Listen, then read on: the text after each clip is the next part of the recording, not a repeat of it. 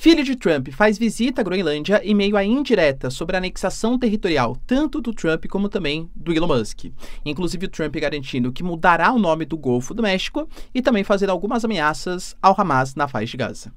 Falar também, galera, sobre o rompimento das relações diplomáticas entre Chile e Venezuela e também Paraguai e Venezuela, com o aumento das tensões, já que dia 10 de janeiro é o dia da posse presidencial de Nicolás Maduro ou de Edmundo González, entender o que está rolando, e falar um pouquinho também sobre o Kim Jong-un, que faz um teste com um míssil super importante e hipersônico e garante que não há defesa capaz de segurar os mísseis norte-coreanos.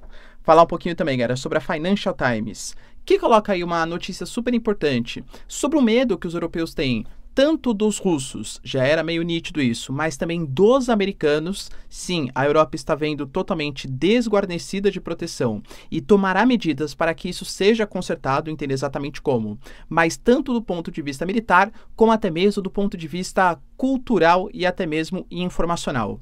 A gente tem notícias, por exemplo, de um racha, inclusive com Macron, Olaf Scholz, liderando esses protestos sobre uma intervenção americana cada vez maior na parte da propaganda, da comunicação, principalmente com o Elon Musk.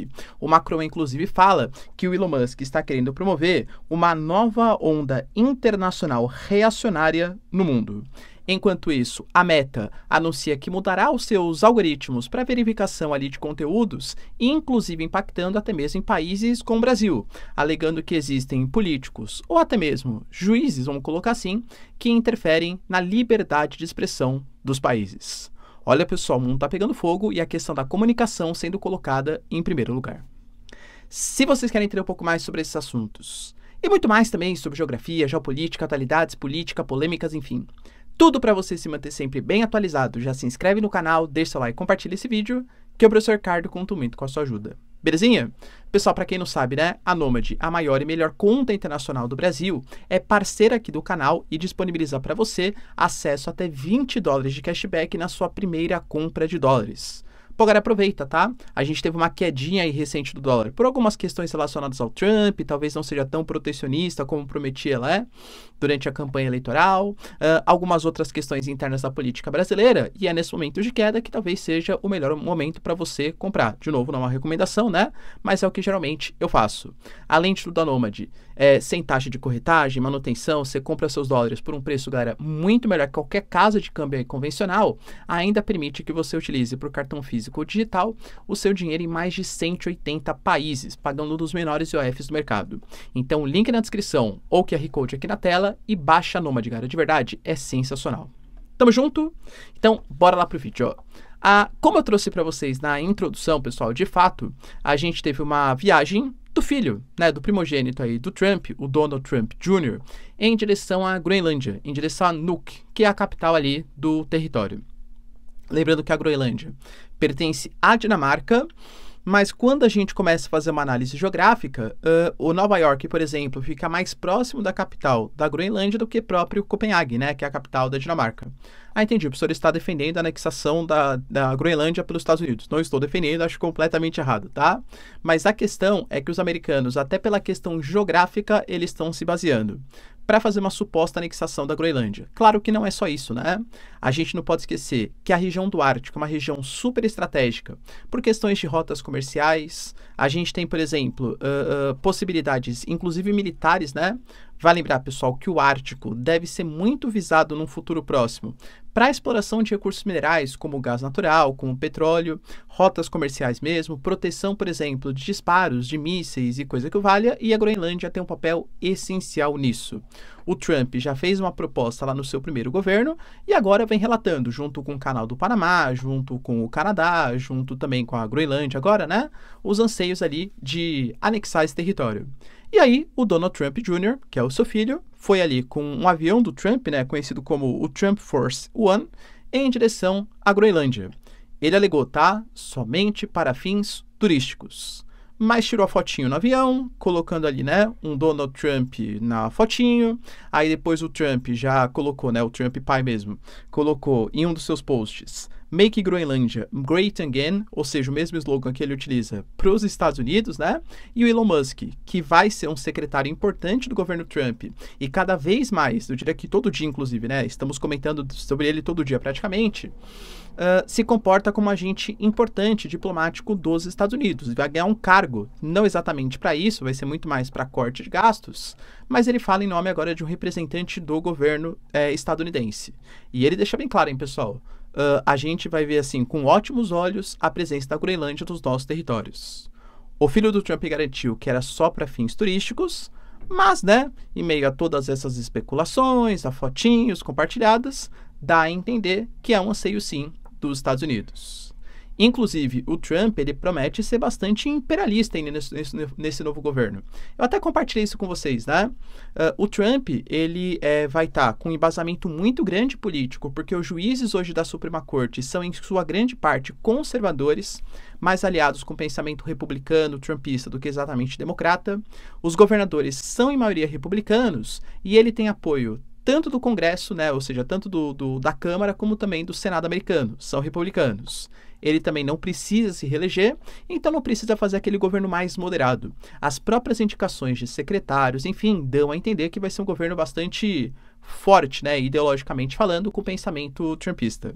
Inclusive, numa entrevista hoje, ele até falou, né, que fica muito mais bonito, por exemplo, chamar a região que a gente conhece como Golfo do México, né, colocando a fotinha aí para vocês, colocando como Golfo da América, que é muito mais propício. Lembrando, né, que a América, ele considera a América Estados Unidos. Esquecendo, né, que existe um continente americano, não é só os Estados Unidos, mas o Golfo da América para ele seria o Golfo da América, América, leia-se Estados Unidos. E também garantiu, de novo, reforçando sua posição geopolítica em relação ao Oriente Médio, que o Hamas deve fazer um acordo para a libertação dos reféns em um futuro próximo, até o dia 20 de janeiro, porque caso não faça, o Trump não terá a paciência que o Biden teve para fazer negociações com mediação do Catar, Egito, Israel e tal, e fará uma operação militar, transformando o Oriente Médio num verdadeiro inferno. E mais uma vez, ele não descartou o uso da força, nem mesmo a coerção econômica, como forma de garantir novos territórios. Falando tanto do Canal do Panamá, mais uma vez reforçou a narrativa que os americanos não deveriam ter cedido, Jimmy Carter, né, recém-falecido inclusive, que fez o acordo com o Panamá na década de 70, e que hoje o Canal do Panamá é controlado pelos chineses, o que é um absurdo cobrar taxas tão grandes dos americanos e não da China. E falou também da questão da Groenlândia, colocando que inicialmente vai colocar sobretaxas em cima da Dinamarca. Ou seja, enquanto a Dinamarca não aceitar negociar a Groenlândia com os Estados Unidos, que é essencial para a segurança nacional, segundo Trump, sobretaxas abusivas serão cobradas, mas como vocês podem perceber, não está sujeito só a isso. Não está descartado também o uso de força militar. Olha, o Trump vai começar o governo com polêmicas, no mínimo, importantes aí. Enquanto isso, a Venezuela se aproxima também de dias bastante tensos. 2025 já começou, né? Bastante pegado aí na diplomacia internacional. Por quê? Dia 10 de janeiro é o dia da posse presidencial. A questão é que o Nicolás Maduro, segundo o colégio, o organismo eleitoral da Venezuela, né, certificou a vitória, a Suprema Corte também, mas foram eleições com várias denúncias, enfim, cara, convenhamos, né, sem nenhum tipo de apresentação das atas eleitorais, institutos internacionais, inclusive com vistorias do Brasil, o Centro Carter, mesmo que seja americano, né, mas o Centro Carter também denunciou a não validação das eleições venezuelanas. Só que, e por isso, né, o Edmundo Gonzalez, que segundo a oposição, teve aí pela contabilização de 80% das atas, a sua vitória decretada, teve que fugir do país, estava exilado na Espanha, mas agora, chegando dia 10 de janeiro, ele já alegou que vai receber a posse, que vai virar o presidente. Ele, inclusive, está fazendo um tour pela América, já passou, galera, pela Argentina, passou também pelo Uruguai, fez reuniões não só com o Biden, mas também com o futuro governo Trump, né, interlocuções, para defender o direito de Edmundo Gonzalez ser o presidente da Venezuela. A gente sabe que os Estados Unidos têm um plano ali de recompensa do Nicolás Maduro, e o Nicolás Maduro também colocou plano ali de recompensa por informações para a prisão do Edmundo Gonzalez na casa de $100 mil. Ou seja, se de fato o Edmundo Gonzalez vai pisar na Venezuela no dia 10 de janeiro, algum tipo de tensão geopolítica, no mínimo, vai acontecer. E por conta disso, alguns governos que não apoiavam Nicolás Maduro, mas também estavam um pouco mais em cima do muro, ou pelo menos sem decretar uma posição tão firme assim, começaram a se pronunciar. Paraguai, por exemplo, já declarou, pessoal, que reconhece o Edmundo Gonzalez como presidente da Venezuela, e por conta disso, a Venezuela anunciou o rompimento das relações diplomáticas. Para o seu mais sul também, né, o Paraguai, o Partido Colorado é um partido de direita. Vamos pegar o Chile? O Chile é um país de esquerda, né? O Gabriel Boric é um movimento ali, é um cara de esquerda. Ele deixou a galera bem claro que ele também não reconhece as eleições venezuelanas e, inclusive, convocou um embaixador chileno que estava ali na Venezuela, era o último representante diplomático do Chile na Venezuela, alegando também que não reconhece os princípios, né, as bases eleitorais que elegeram Nicolás Maduro. Ou seja, há um movimento de isolamento diplomático, isolamento geopolítico da Venezuela e que pode se agravar ainda mais caso, de fato, Edmundo González queira entrar no país no dia da posse presidencial. E aí, galera, será que ele vai ter culhão para fazer isso? Vale lembrar, tá, que o Brasil adota aquela famosa política brasileira, né, do em cima do muro. A gente vai mandar um representante, aparentemente já embaixadora brasileira que está na Venezuela, mas sem o Lula fazer, né? O Brasil não reconheceu oficialmente. Mas se manda um representante, mesmo que não seja o presidente de fato, dá a entender que corrobora com a eleição do Maduro.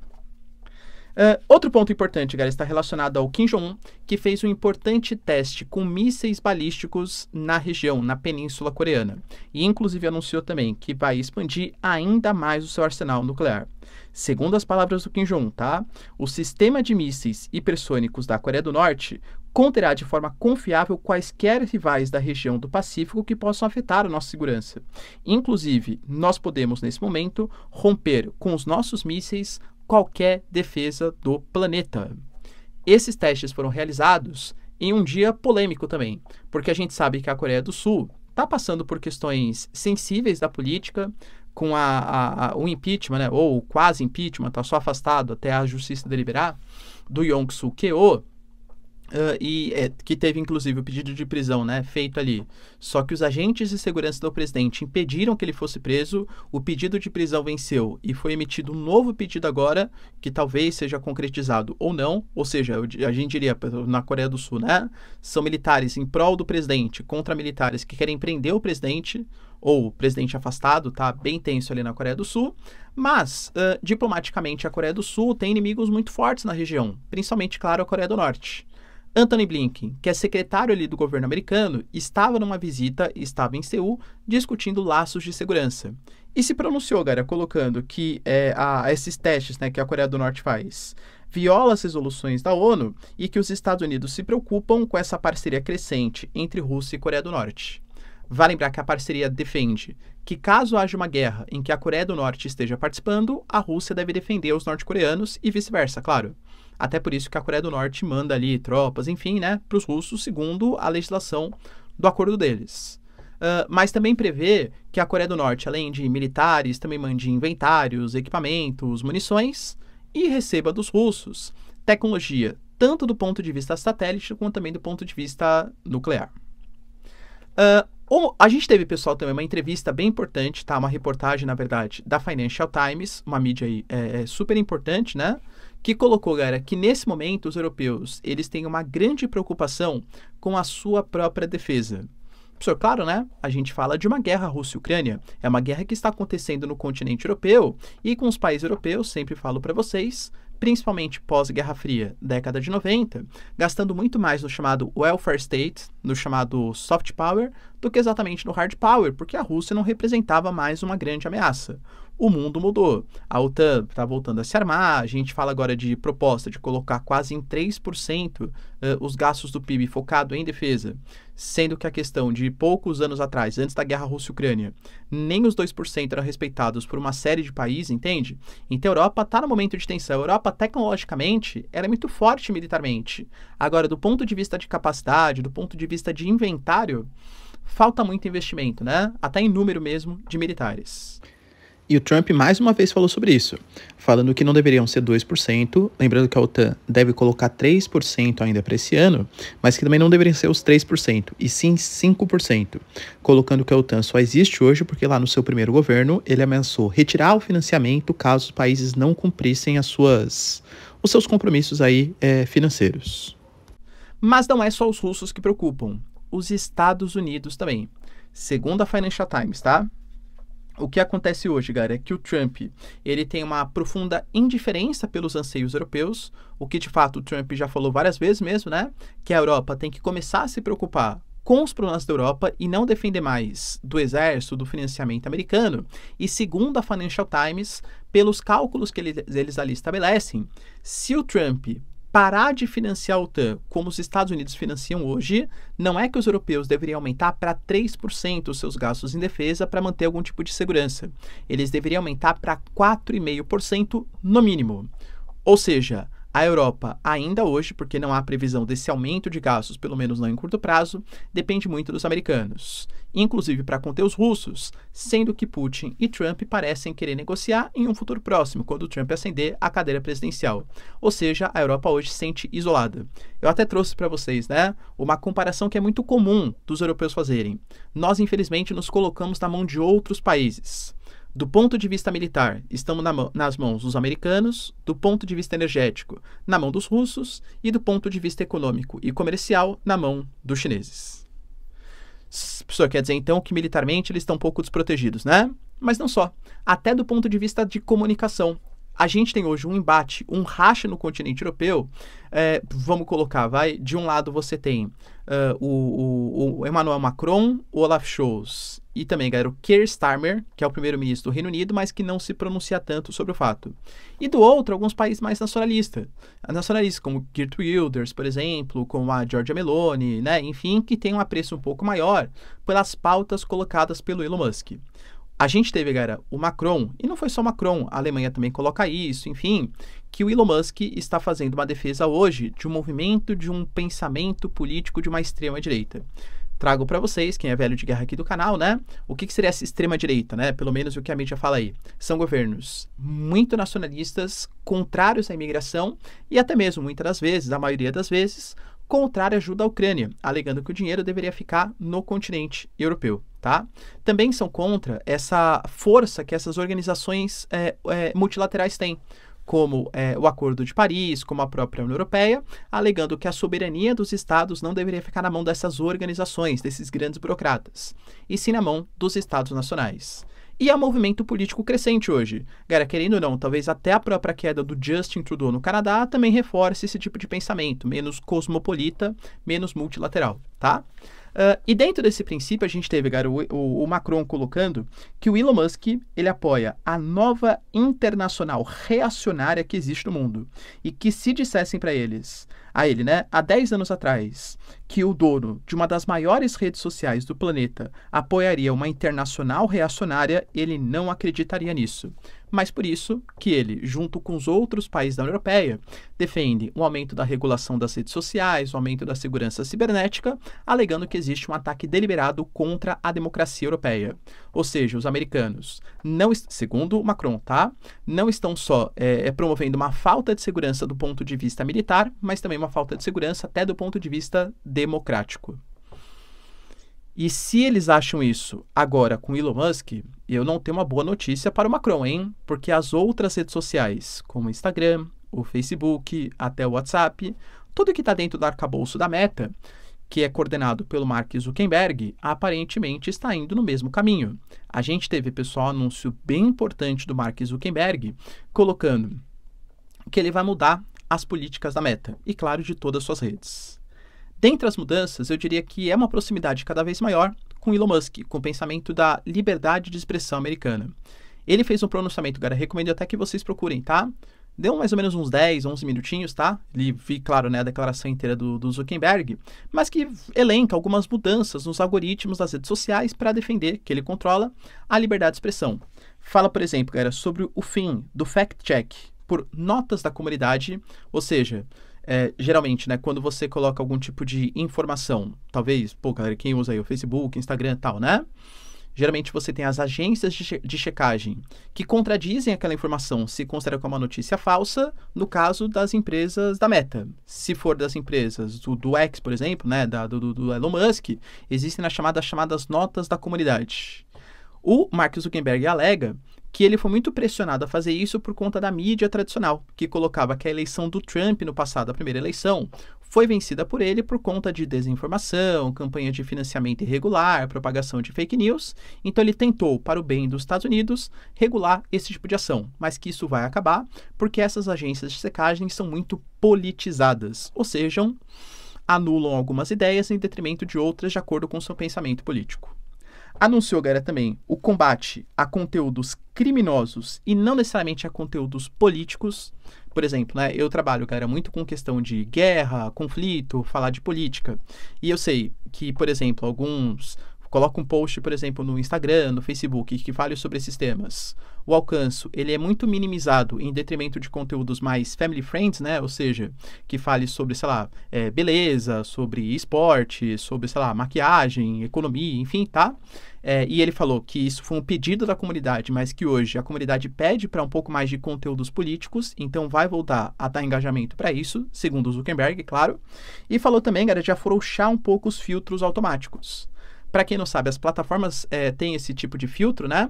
Por exemplo, quem é velho de guerra, né? Toda vez que eu vou falar terror, tranã, eu falo tranã por quê? Porque se eu falar a palavra completa, vocês sabem que existe um algoritmo aqui da rede social que consegue fazer a leitura do que eu tô falando, até por isso existe a legenda. Nossa, o Ricardo falou a palavra terror, tananã. Isso quer dizer que ele está incentivando esse tipo de pensamento. Vamos derrubar o alcance e até mesmo retirar a monetização. Cara, isso acontece, tá? Ele alega que ele vai afrouxar essas leis. Por quê? Por mais que acabe capturando menos conteúdos de fato ilícitos, mas hoje ele julga que os malefícios são muito maiores dessas medidas do que exatamente os benefícios, malefícios contra a liberdade de expressão. Alega também, galera, que o escritório de moderação vai sair da região da Califórnia, onde fica o Vale do Silício, que é um estado tradicionalmente mais democrata e que prega uma regulação maior das redes sociais, esse controle, as agências de checagem, em detrimento do Texas, que é um estado tradicionalmente mais republicano que apoia um pouco mais a questão da liberdade de expressão. E ponto importante que até pega no Brasil, resvala no Brasil ou até atinge diretamente o Brasil, ele colocou, galera, que ele vai trabalhar com o governo Trump para resistir aos governos que pressionam por censuras na América Latina e que há certas cortes secretas, não especificando qual, claro, que podem ordenar ou já ordenaram retiradas de conteúdos das suas plataformas. Na minha cabeça, galera, se a gente for pegar o que de mais importante aconteceu, principalmente no ano passado, foi a briga entre o X e na nossa justiça, né? Em que houve pedido para retirada de conteúdos, o Elon Musk se rejeitou a fazer isso, aí depois teve uma briga, né, entre membros ali políticos, e o X acabou saindo do ar. E aí entra a briga que eu até vou trazer para vocês sobre a questão da soberania, porque, de fato, né, independente de quem tá certo ou não, tá? Isso fica aí para cargo de vocês. O Brasil tem algum tipo de legislação, ou até mesmo alguns juízes, né? Enfim, tá? E você tem as plataformas sociais, que têm as suas regras. Pô, galera, geralmente você tem que entrar num comum acordo para que a plataforma social opere no Brasil segundo a legislação brasileira. O Mark Zuckerberg e o X garantiram que, aparentemente, eles vão muito mais respeitar a soberania ou a legislação americana para querer atuar no Brasil. Se isso for contra a legislação brasileira, tenho más notícias pra gente, inclusive, né? Porque essas plataformas podem ser tiradas do ar, se de fato algum pedido judicial for feito e não for acatado por essas plataformas.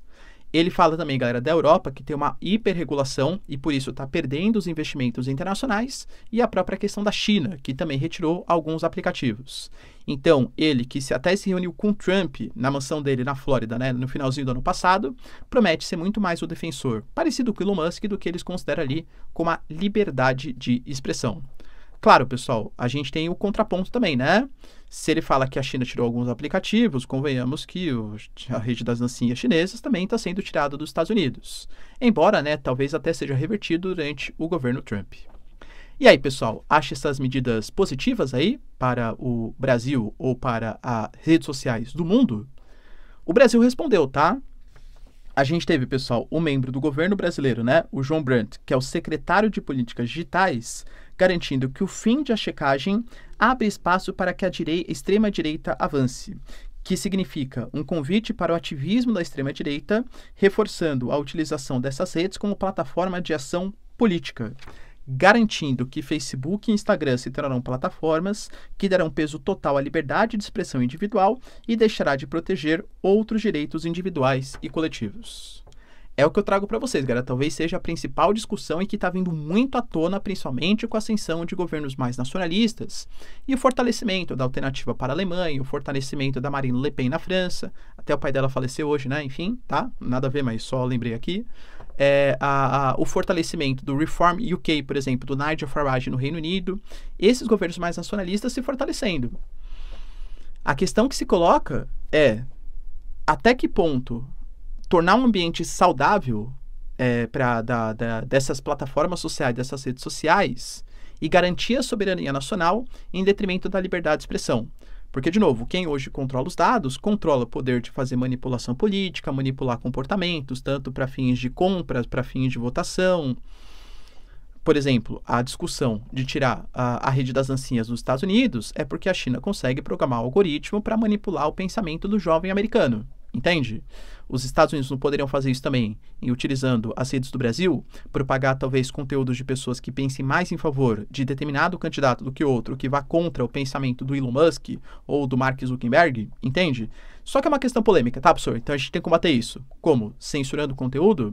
Ah, não, ele está financiando mais, então vamos boicotar um pouco mais. Ou então tirando das redes sociais em época eleitoral, então não vai poder se comunicar. Só quem tem mais financiamento para fazer campanha com um santinho e tal vai conseguir se dar bem. Entende a polêmica?